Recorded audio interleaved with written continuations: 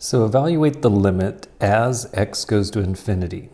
So on a previous podcast, I said when x goes to infinity, one way to do it is you take the most powerful term, which would be x squared, and then you divide all of the terms by x squared, then reduce. That's one way to do it. But I'm going to show you a different way. So this basically says the top is divided by the bottom. So you could go ahead and do long division, take x squared plus 2x plus 1, and divide it into 10x squared minus 8. So an x squared will divide into a 10x squared 10 times. And then you need to distribute 10 times the x squared. 10 times the 2x is 20x. And 10 times 1 is 10. And then you subtract this second line. So 10x squared minus 10x squared, they cancel. As far as this 20x, you need to distribute the negative. And then there's going to be negative 10 together with negative 8 is negative 18. And then an x squared will not divide into a negative 20x. So we're actually done. So the answer is it divided in 10 times plus the remainder, 20x minus 18, gets divided by x squared plus 2x plus 1. So that means that the answer is going to be 10 plus a little remainder.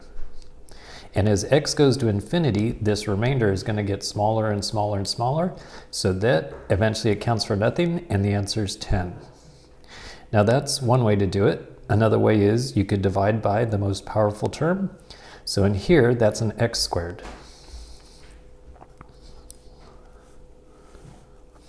So negative 20x gets divided by x squared. Minus 18 gets divided by x squared. And then you just go through and divide each and every term by x squared.